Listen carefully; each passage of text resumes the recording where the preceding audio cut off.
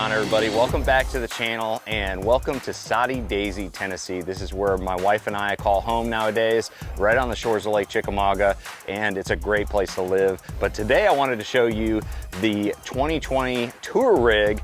This is the Nitro Z20. This is the boat that I fish on the FLW Pro Circuit, and it is the best boat that I've ever had, and for many, many reasons. So I wanted to show you exactly how I have this boat rigged out, and so let's get started. Let's go to the back.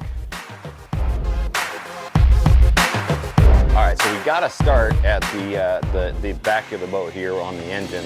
This is a Mercury Pro XS V8 4-stroke 250, and this engine, man, it came out last year and really took this whole industry by storm. This thing has been really, really solid. It's very, very fast. It's got a ton of torque, and I just love this engine. It's been very, very reliable. And I do all my own maintenance too. I've actually done some videos on oil changes and changing the gear case fluid. So Mercury just makes it really, really super easy.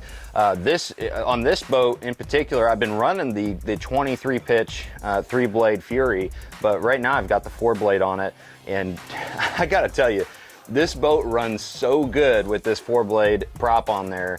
That 4 Fury is just crazy good at lifting the bow of the boat, lifting the entire boat, even with a really, really heavy load, which I keep a lot of gear in here, and I've got a lot of technology weighting it down, but that prop does a really good job. So I'm going to run that prop up north, probably at the Mississippi River at La Crosse and on the Great Lakes. Man, it is just a really good prop. But so we got the 250 on there. It's mounted on a Atlas jack plate, hydraulic jack plate.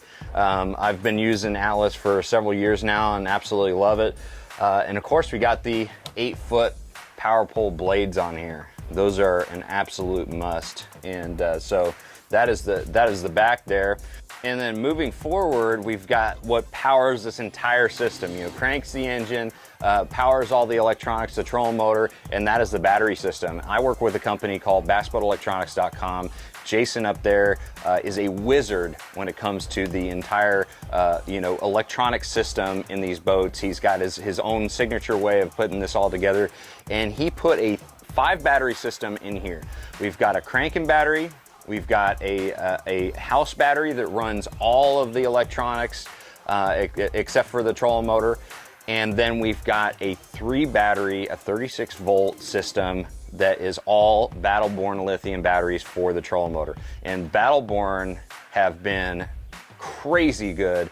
Really, really impressed with that technology, because I've had a lot of problems over the years with the trolling motor batteries, and those Battleborn batteries, man, I have not run out of batteries even when I forget to charge them overnight for a tournament day.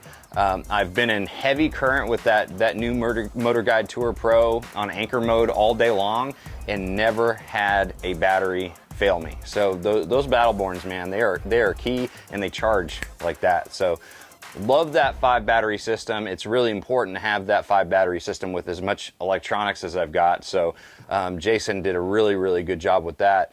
But that is probably one of the more important aspects of this boat that people don't necessarily see, is the battery system, including those Battleborn batteries. All right, so moving forward here, one of the things I really like about the Nitros and the Z20 in particular is the storage. And back here, the lids actually go back towards the back instead of opening the other way around, which I really like. It makes it a lot easier for me to twist around, open it up. And one thing that I also really like is the fact that I can take out these inserts. So if I'm working on tackle, which I like to do before every event, is kind of take everything out of the boat and then put it all back together, so I know that it's completely organized. I can just take these containers out, organize them, so I don't have to organize them in the boat, and then put them back in. And it also allows me to work on stuff under here, if we're rewiring something or something like that. So really like the ease of use. And then getting into the boat here, we've got the live well system. Really, really love the Nitro live wells. They're insulated. They got recirc, pump out, everything that you need, aeration. And the one thing that I really like about them is the fact that they've got this kind of narrow step on the top here. It's really wide on the bottom, a lot of space for those fish, but at the top it narrows the surface, so it doesn't have nearly as much sloshing, and it just really helps keep the water fresh, keep those fish feeling good, and rarely have any issues at all with fish mortality. It's just a really good live well system. And then we've got, of course, a ruler right there, really easy to get to, very well thought out. And then we've got this net storage here. This right here is where I put my Bubba net. Of course, I'm a terrible netter, self netter, but so I don't use the net nearly as much as a lot of FLW Pro Circuit anglers, but that's a great net, and this is one of the best places I've seen for net storage. Nitro just knocked it out of the park with that one. I mean, I see a lot of other boats that have like the net on the floor or somewhere else. This really keeps it out of your way and easy to access, so love that.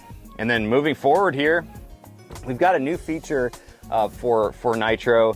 They've put a glassed in accessory box here. You can put, you know, anything you want in here. I generally will put, you know, my remote for the Motor Guide Tour Pro, flashlight, sunscreen, snacks. There's all kinds of stuff that I put in here, my wallet, cell phone keys, things like that. So that's a really cool addition, and it gives you easy access to everything as far as the gas tank down below. So love that they added that, and it makes a really good step for my Marshall. Moving forward here, the seats are one thing that I really love in a Nitro. You know, one of the things that people ask me is, do you like sitting that high? You know, Nitros are known for having the driver and the passenger sitting a little bit higher than other boats, and I love that. And one of the reasons for that is because when you're sitting super low and you're getting up to get on the bow, like, you know, 50 times a day, dude, trying to pull yourself up out of a low sitting seat is really hard. But with the Nitro, I'm sitting high enough to where, you know, I just put my knees to work. I don't have to be wrenching on the console to pull myself out of the seat. So love the seats. I love how high they are, and they're just really comfortable. And then the console is actually redesigned for 2020. We've got a totally encapsulated console here. It's just closed off on the bottom, and then you access all the wiring and everything inside the console from the top. You just remove this windshield, and that has been a huge help when it comes to installing everything. It makes it a lot easier instead of having to lay underneath here, which is nearly impossible for a guy my size.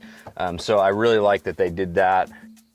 And for any of you that are wondering what Liz stands for, I named this boat after my mom. My mom passed away in November last year, and so this is Liz. That's the name of this boat, and so I take her with me everywhere I go.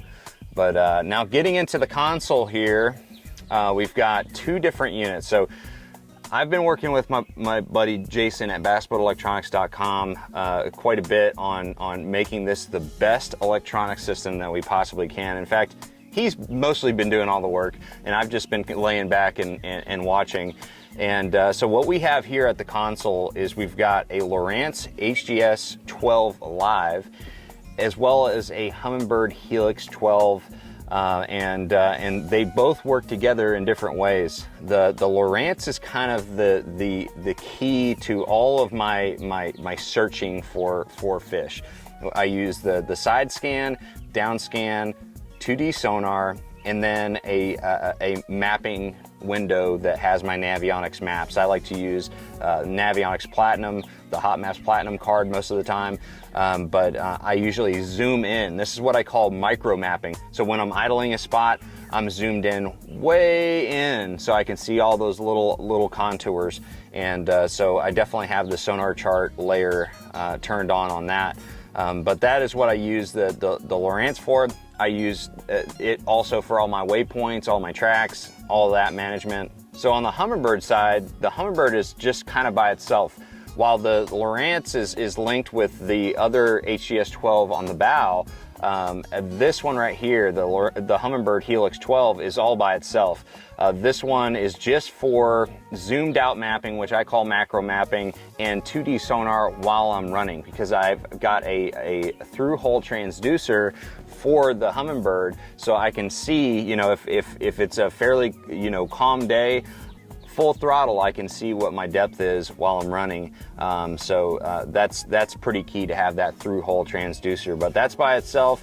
I really like that, and it's all together on a Bass Boat Technologies mount, which I really am loving this year. But that is the console. That's where I spent a lot of time when I'm idling around, especially the event on Lake Chickamauga. Spent a ton of time right here. And last thing I need to mention is we got a stereo, Bluetooth stereo right here, kicker stereo system that I got with the Nitro. And so that is the console. And so let's get started up front. All right, so before I get into the storage compartments here, I've got to mention this right here. The Nitro coolers are awesome. They are huge, and they keep ice really well. In fact, you can see ice in here that I've had for a couple days now. And it's, I mean, we're touching 90 degrees out here in Tennessee right now. And so they do a great job. I can load that up with all the drinks that I need for, you know, a few days at least. And then we also have this trash can insert, which I wish all the boats I've ever had in my life had this right here. Very smart. Just goes right there. Really easy to just, you know, throw all your trash away at the gas station while you're pumping up.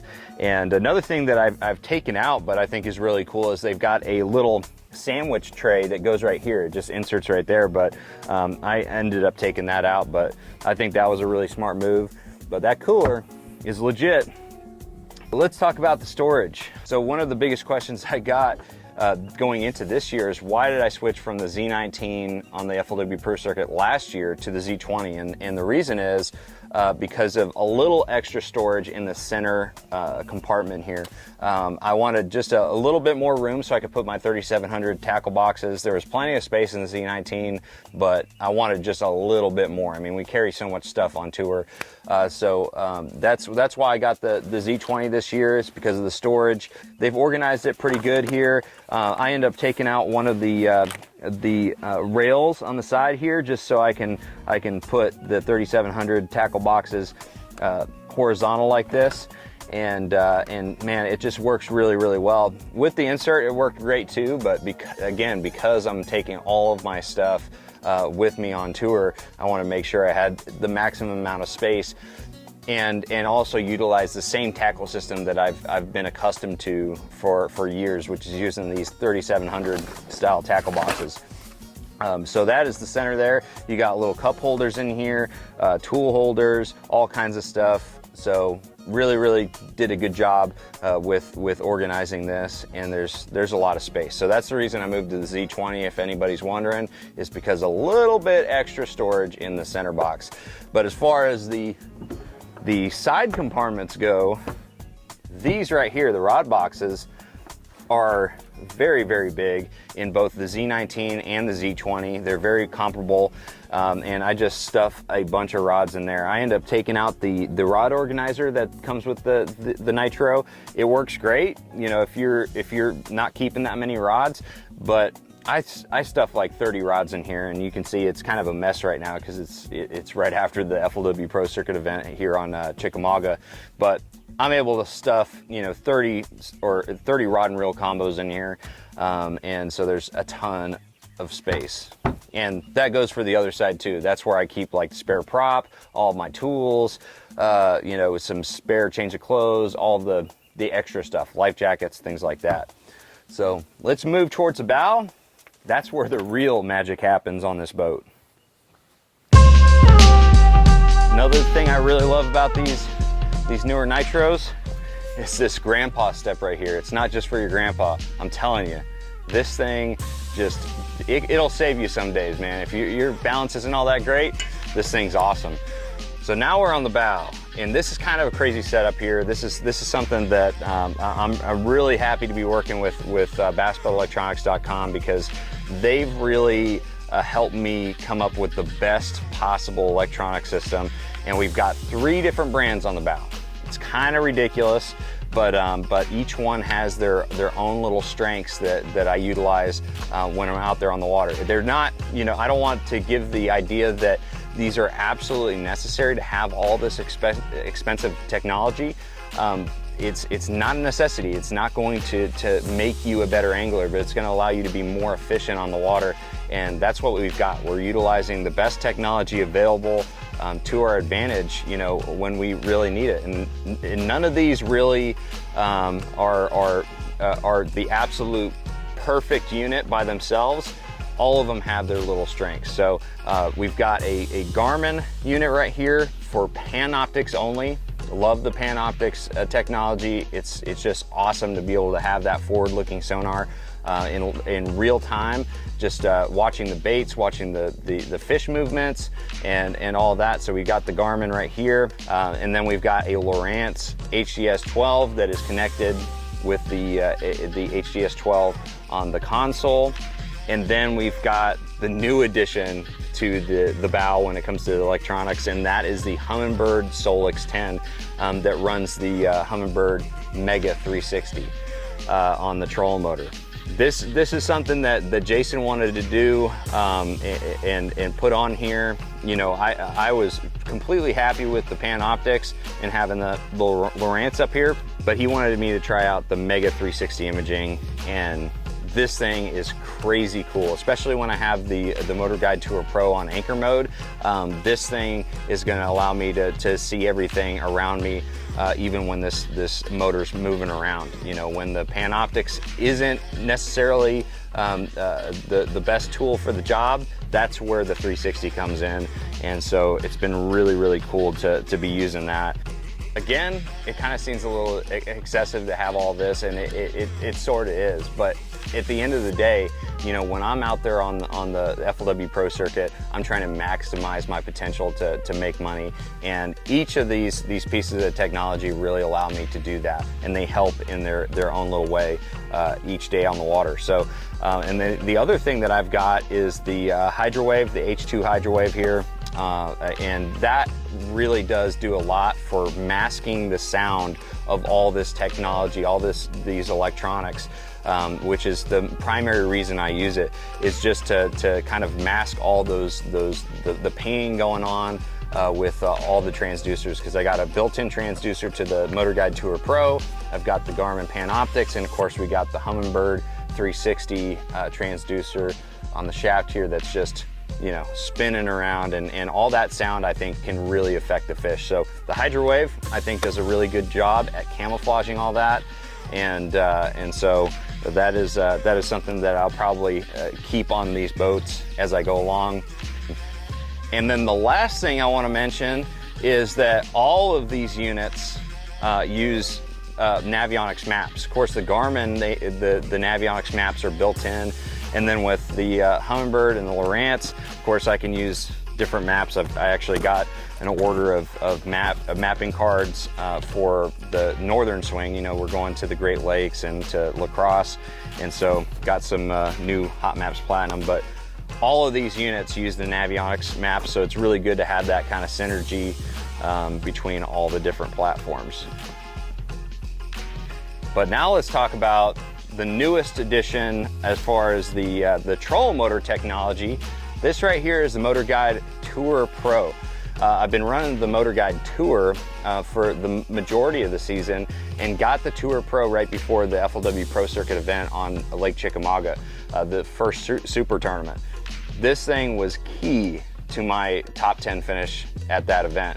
And just being able to have that real precise pinpoint GPS anchor mode out there on the ledges and on the spot that I fished for the mayfly hatch, you know, all of that was, I mean, I couldn't imagine being out there and doing what I did without that GPS function. So anchor mode is the best thing that's happened to me in a while.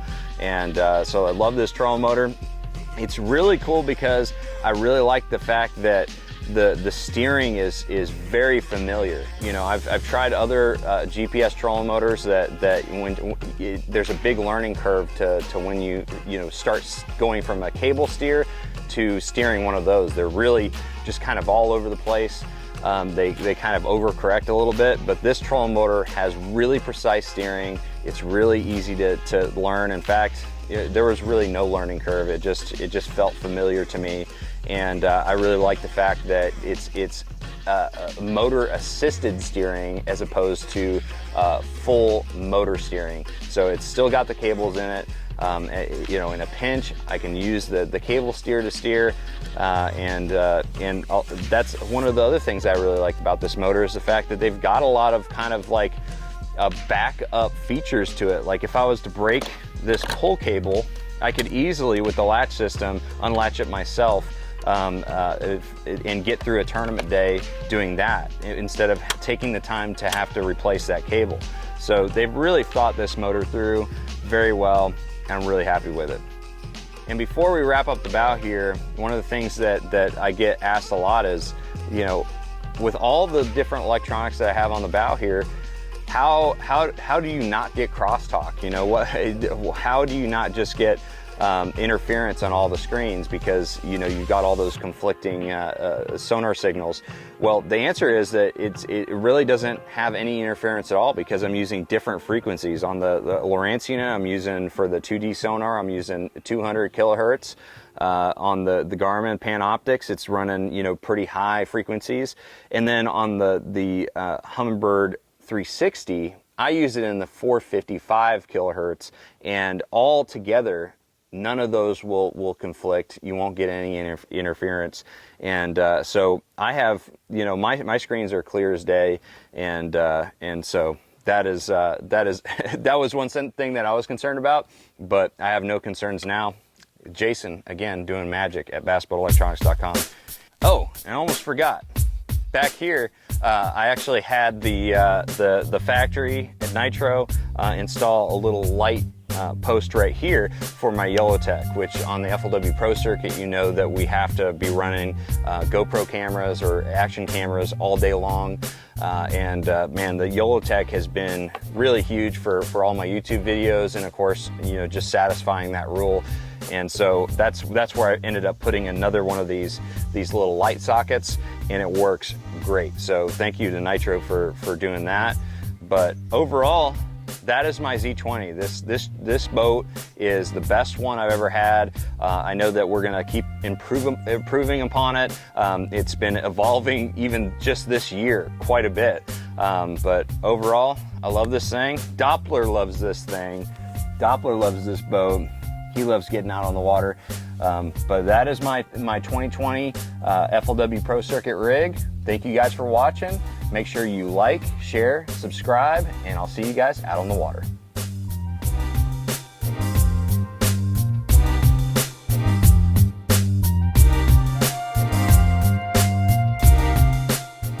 If you're interested in buying my 2020 tour rig, email me at sonar@sonarfishing.com.